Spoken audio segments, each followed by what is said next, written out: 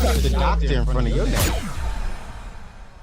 It does. It does. And even, going back to what you were saying about like the January 6th folks and how they're, again, revisionist history, right? So they're not even calling them insurrectionists anymore. They're calling them, what's the word? They're survivors of January 6th, survivors of that. They freedom fighters. They just Yes. That was just trying to, fight against tyranny. I'm country, so I don't know.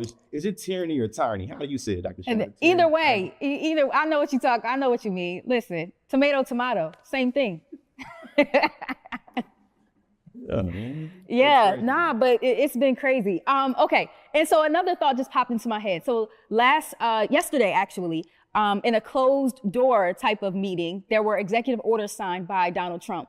And so specifically, he wants to target historical institutions like museums that convey, inaccurate information or the negative aspects of America, right? So he's specifically targeting the African American Museum in Washington, D.C., to the point where very much at this moment, I know people who are in meetings right now at the museums across the nation. And they said that the discussions are getting heated. And, my mind is kind of boggled not knowing where to go with this because, again, there was a reason why this order was signed behind closed doors. Yeah, because conservative contradictions, it's woven into the fabric of America, and it doesn't have to be conservatives to engage into it. Yeah. Just to the audience, just close your eyes for a second. Let's go down memory lane. Do we remember these folks crying about General Robert E. Lee statues? Do we remember them crying about Confederate statues in the name of what? Nope. Conserving history, right? Yes. No, you can't erase history, right?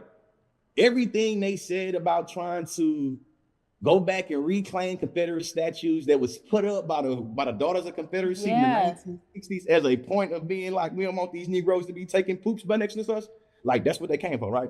So when you think about it now, what does it mean for y'all to do this? It's like, hey, it's a conservative contradiction. Everything you said about not erasing history, conserving history, being able to deal with history is literally held into question when you start trying to, sanction this and that. And the thing I think of too is just like, as a millennial, y'all taught me fascism, communism, socialism is the shit y'all doing right now.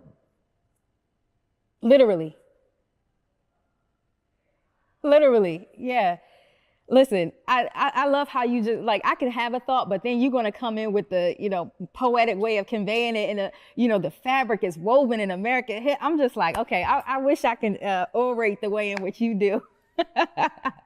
But no, say it again.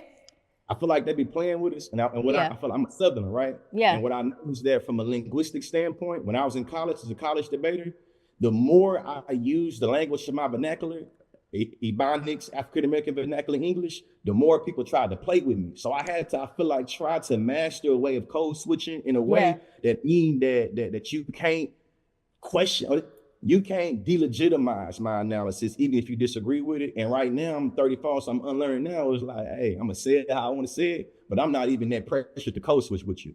If I want to pop off with you today, you're gonna get popped with it today, and you can feel how you want to feel with it. You know what I'm saying? I'm cool. I'll bite the bullet on whatever you're gonna do with it. And I think sometimes I'm just learning now the discernment of when to pop and when to not.